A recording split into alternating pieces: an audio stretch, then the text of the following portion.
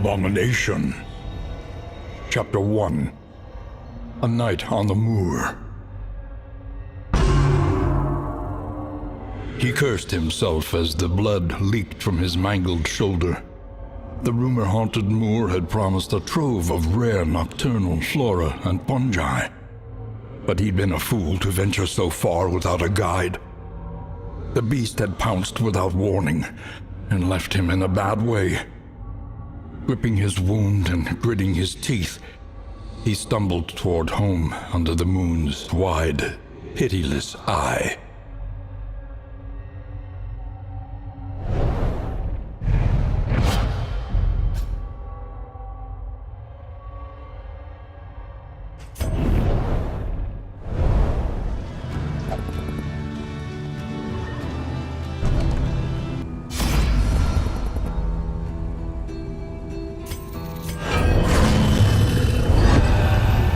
Chapter 2.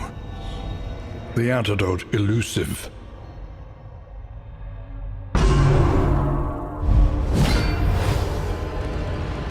This infection wore no fever. Instead, his veins ran cold as the Moor.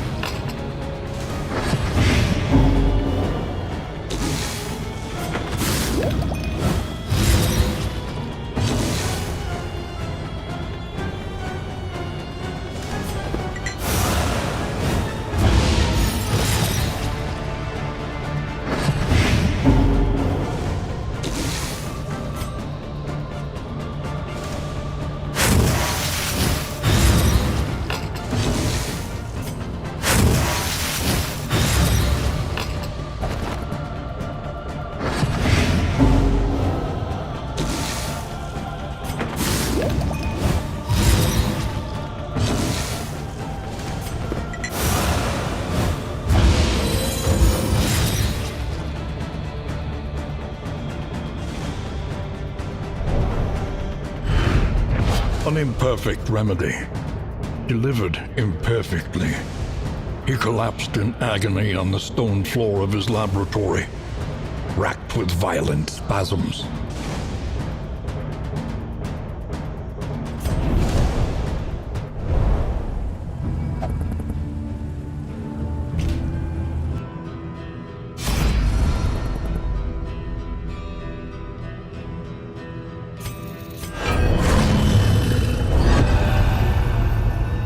Chapter 3. The Tower. The weight of iron shackles roused him from his catatonia. The Inquisitors declared he'd been found covered in blood, hunched over a freshly mutilated cow. He argued his innocence, but any protestation was cut short by a contemptuous blow. He was, they decreed, possessed, and by lash or by rack, the demon would be driven out.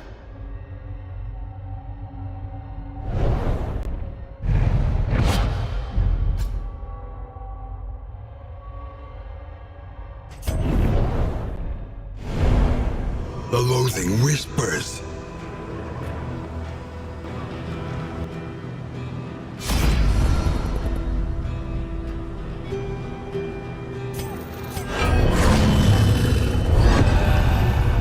Chapter 4. Mark of the Beast.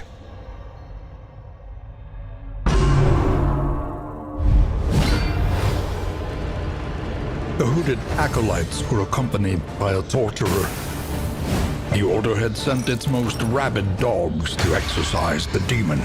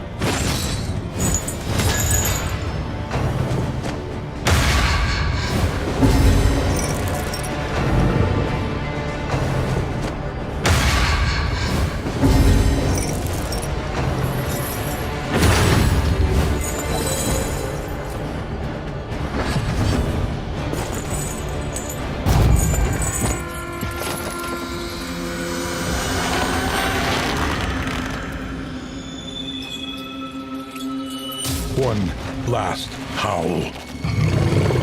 One final scream.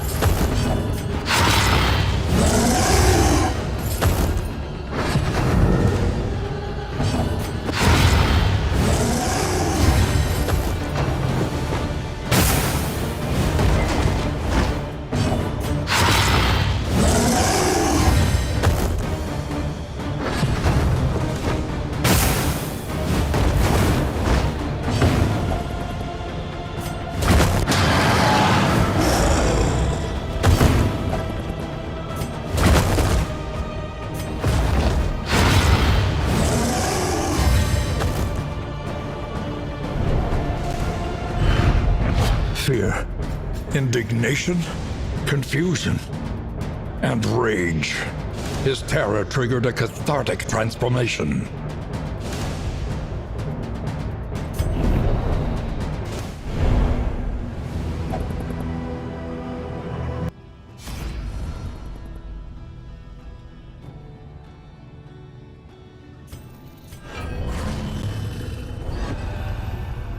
Chapter 5.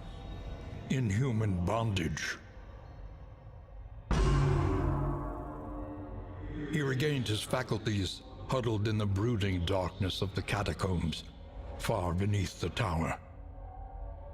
The echoes of horrified screams and the clang of alarm bells pricked his ears. He wept bitterly over sins he did not remember, and slipped himself back into his chains. He was an abomination, and could no longer trust his own body.